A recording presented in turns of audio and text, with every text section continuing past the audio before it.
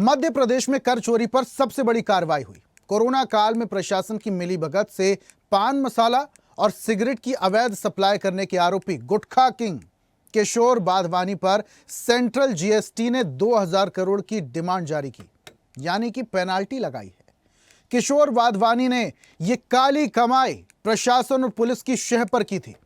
Corona के peak पर जब आम आदमी का घर से निकलना प्रतिबंधित था, तमाम तरह की व्यावसायिक और औद्योगिक गतिविधियां बंद पड़ी थी, ठप्प पड़ी थी, तब प्रशासन की शह पर किशोर वाधवानी ने दिन रात अपनी फैक्ट्रियां चलाई और इनसे बना माल चोरी छिपे देश भर में भेजकर तिजोरियां भर ली।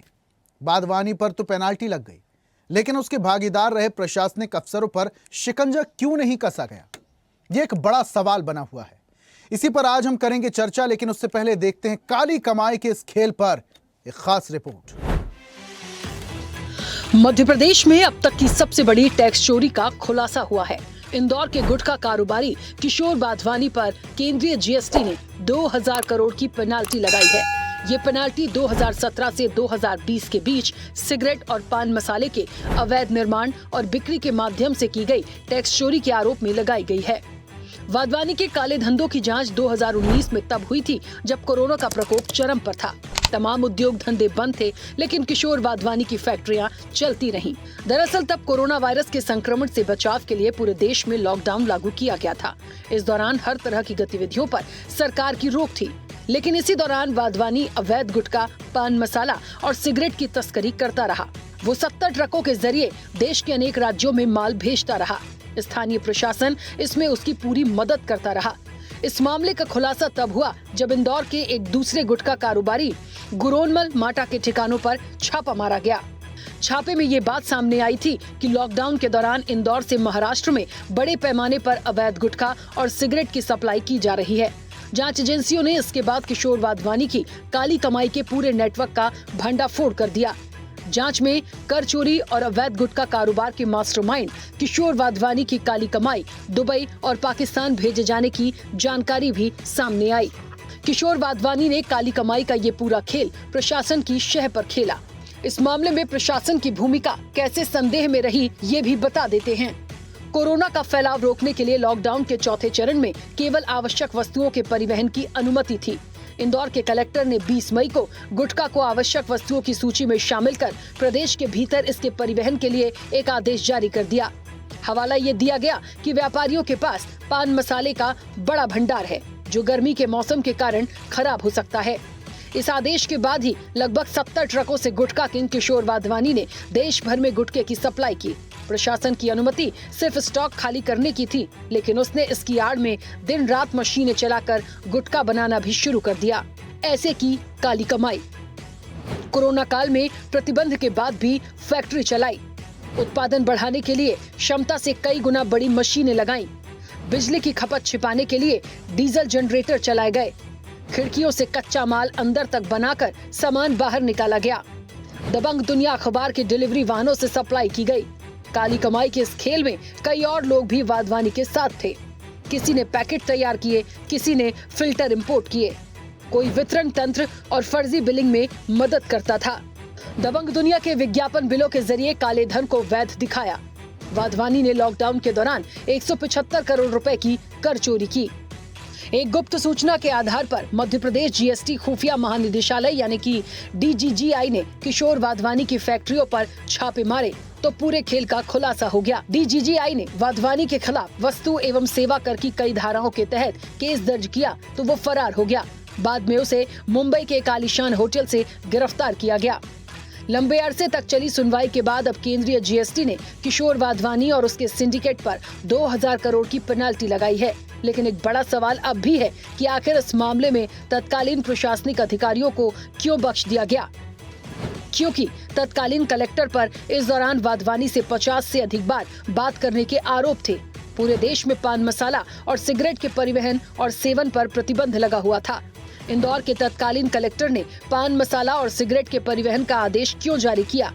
इंदौर के तत्कालीन कलेक्टर पान मसाला को आवश्यक वस्तुओं की सूची में क्यों डाला?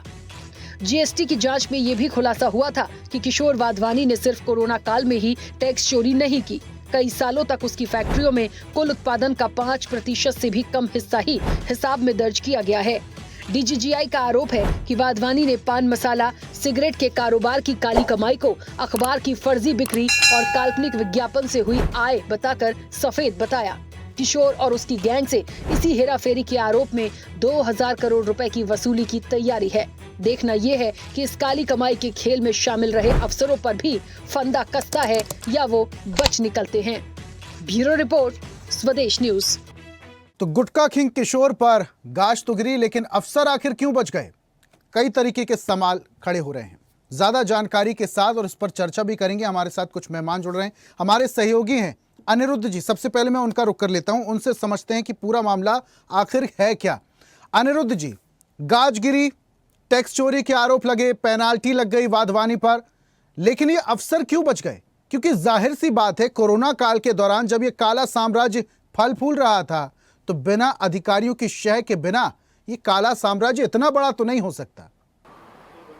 जी बिल्कुल, देखा जाए तो ये पूरा मामला संज्ञान में था, एजेंसियों के संज्ञान में था। और कोविड काल के समय जब लॉकडाउन का समय था, कोविड की जो लेयर थी, फर्स्ट लेयर और सेकेंड लेयर, दोनों उस वक्त किशोर वाधवानी फिर सुर्खियों में है। और इस बार सुर्खियों में इसलिए कि उस 1900 करोड़ रुपए से ज़्यादा का सेंट्रल जीएसटी और एक्साइज का नोटिस मिला है और इसे भरना पड़ेगा। और न केवल किशोर वाधवानी ने जो अपनी कंपनी बनाई थी और दमंग दुनिया प्राइवेट लिमिटेड के नाम से जो अखबार की कंपनी बनाई थी, उसके अलावा भी कई शेल कंपनियां थी।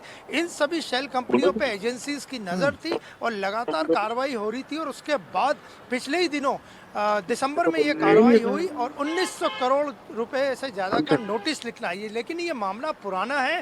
कोविड काल के दौरान एजेंसियों ने ऑपरेशन कर चला के इस मामले को बस किया था। मुंबई से एक ट्रक पकड़ाया था जिसमें कोरोना में लॉकडाउन के दौरान बड़ी संख्या में गुटखा और पान मसाला मिला था। और उसके बाद ये पूरा मामला सामने आया। किशोर वाधवानी की गिरफ्तारी भी हुई, वो जेल भी गया, लेकिन बाहर आने के बाद उसने अपना कारोबार उसी तरह चलाया। और इस पूरे मामले की खासियत ये थी कि कोविड काल जब लॉकडाउन के समय 70 से 80 ट्रक पर डे गुटखे के बनते थे और निकाले जाते थे वहाँ पे, जिसमें करोड़ों का गुटखा था। 233 करोड़ के लगभग का एजेंसियों ने भी अनुमान लगाया था। 800 से ज़्यादा ट्रक गुटखा इंदौर से निकला था, अलग अलग देश के हिस्सों में पहुंचा था, पान मसाला निकला था। और इसके बाद जब कार्रवाई हुई तो पूरे गुटखा नहीं, सुपारी व्यापारी जो कि इंदौर से, मध्य प्रदेश से, उत्तर प्रदेश से केरल तक फैले हुए, उनमें हड़कंप मच गया। और हाल ही में जो नोटिस निकला है उसके बाद से किशोर वाधवानी फरार है। इंदौर में उसके घर पे ताला लगा हुआ है। और इस पूरे मामले में किशोर वाधवानी के बेटे, उसकी पत्नी और उसके परिवार लोगों का नाम है। लेकिन इस पूरे कांड में 4 आईएएस अफसर शामिल थे जो कि उस वक्त इंदौर में ही पदस्थ थे और कुछ लोग भोपाल में थे। इसके अलावा 2 आईपीएस अधिकारी, और आईपीएस अधिकारियों का फिर नाम उछलने से पीएचक्यू में इस वक्त हड़कंप मचा हुआ है। और इसी नेक्सस का 400 करोड़ का एक आलीशान होटल दुबई में मौजूद है जो कि अभी वर्किंग में है। और इन्हीं लोगों का पैसा लगा हुआ। और जहाँ तक बात करें किशोर वाधवानी एंड कंपनी के पास, उसका पूरा गिरोह है, उसके पास आशाराम, जो संत आसाराम जो रेप के आरोप में राजस्थान की जेल में बंद है, उसका भी जो ब्लैक मनी है आसाराम का, वो इंदौर के सहित पूरे देश भर के मार्केट में किशोर वाधवानी और उसके गुर्गे ही चलाते थे। तो ये बहुत बड़ा मामला एक बार फिर सुर्खियों में है। और एजेंसियों को डर है कि कहीं किशोर वाधवानी के साथ कोई घटना ना हो जाए। लेकिन फिलहाल 1900 करोड़ से ज़्यादा का नोटिस निकल चुका है, वसूली होनी है। और इसके अलावा वो 4 आईएएस जो कि इस वक्त भी सरकार के बड़े ओहदे पे हैं, उनका नाम अभी तक एजेंसियों ने खुलासा नहीं किया है। 2 आईपीएस अधिकारी भी हैं। 400 करोड़ का आलीशान दुबई में होटल है। इसके अलावा सत्तारूढ़ पार्टी से जुड़े एक बड़े नेता जो किशोर वाधवानी से पिछले 10 सालों से जुड़े हुए हैं, उनका नाम भी सामने आ रहा है। और एजेंसियां आगे बड़ा खुलासा कर सकती हैं। आईएएस अधिकारियों का नाम अभी भले ही डिस्क्लोज ना हुआ हो और शायद उन्हें भी बचाने की कोशिश हो सकती है, लेकिन ये मामला काफी ज्यादा बड़ा है। अनिरुद्ध जी, आऊंगा वापस से आपके पास। इंदौर से हमारे सहयोगी देवेंद्र जुड़ गए हैं, जरा उनसे भी जानकारी ले लेते हैं। देवेंद्र, ये मामला कोई छोटा मोटा मामला नहीं, करोड़ों रुपए का मामला है। ये जो काला साम्राज्य वाधवानी ने अपना फैला रखा था, अब गाज गिरना तो तय है, लेकिन क्या किसी को बचाने की कोशिश हो रही है? वो कौन लोग हैं जो वाधवानी को और अधिकारियों को बचाने की कोशिश कर रहे हैं? क्या अभी वाधवानी के ठिकानों पर टीम पहुंची है? कुछ दबिश दी जा रही है? आपके पास अपडेट क्या है? मैं बिल्कुल ये बताना चाहूंगा, कुछ ब्रेक में जाएंगे क्योंकि 2020 में जब कार्रवाई हुई थी तो जो किशोर वाधवानी है, जो गुटखा किंग है यहाँ का, इनके जो है जो कारोबार थे, ये इंदौर के आसपास जो सावेर रोड तक जो बड़ी इनकी फैक्ट्रियां हैं वहां तक इनका ये अवैध साम्राज्य फैला हुआ था। मैं बताना चाहूंगा कि वर्ष 2020 में जब यहाँ पर पहली बार इनकी जो सावेर रोड स्थित फैक्ट्री पर कार्रवाई हुई थी तो डीजीजीआई की टीम वहां पर आकर उन्होंने दबिश दी थी। तो उस दबिश के दौरान जो है यहाँ पर जो है एलोरा टोबैको नाम से जो एक बड़ी कंपनी के नाम से सिगरेट बनाने का काम किया जा रहा था। वहां पर लगभग रोजाना 1000 कार्टून जो कि सिगरेट बनाने का काम किया जा सकता था, इतनी क्षमता की वहां पर मशीनें लगी हुई थी। जब वहां पर टीम ने देखा तो उनकी जो है आंखें चौंधिया गई, क्योंकि इतनी बड़ी मात्रा में अगर कोई सबसे बड़ा टोबैको यानी कि सिगरेट का जो बनाने का कारखाना था वो इंदौर में संचालित किया जा रहा था और वहां पर बड़ी संख्या में कर्मचारी भी थे। लेकिन बहुत चौंकाने वाली बात है कि वहां पर 1 या 2 कार्टून ही जो है बनाया जाना और वहां से बेचा जाना बताया जा रहा था। इसकी संख्या 1000 से ज्यादा थी। तो जब डीजीजीआई ने इसकी जांच की तो वहां पर 2 करोड़ रुपए की टैक्स चोरी पकड़ी गई थी और उसको जब यहाँ पर हाई कोर्ट में जो है पेश किया गया तो यहाँ पर एक बड़ा खुलासा हुआ और उसके बाद हाई कोर्ट ने इसमें निर्णय दिया था कि जो है यह चोरी सही पकड़ी गई है और इस पर कार्रवाई की जाए। देवेंद्र, देखिए, तो बात हुई थी स्टॉक को बाहर निकालने की, स्टॉक को निकालने की, लेकिन स्टॉक की आड़ में काला साम्राज्य फैलने लगा, फैक्ट्रियां चलने लगी, करोड़ों का माल बनने लगा, देश के अलग अलग कोनों में बिकने लगा और उसमें अधिकारी भी शामिल हो गए और शायद इसलिए ये काला साम्राज्य इतना ज्यादा फल फूल गया कोरोना के टाइम में। बहुत शुक्रिया देवेंद्र, तमाम जानकारी हम तक साझा करने के लिए। अनिरुद्ध जी, आपका भी बहुत बहुत शुक्रिया हमारे साथ तमाम जानकारियां साझा करने के लिए। तो कोरोना काल में ये काला साम्राज्य खड़ा हुआ, लेकिन इसके पीछे किन किन लोगों का हाथ है, तहकीकात अभी बाकी है। और ऐसी ही ताजा खबरों के लिए लाइक, फॉलो और यूट्यूब पर सब्सक्राइब कर बेल आइकन जरूर दबाइए और हर अपडेट के लिए विजिट कीजिए स्वदेशलाइव.com।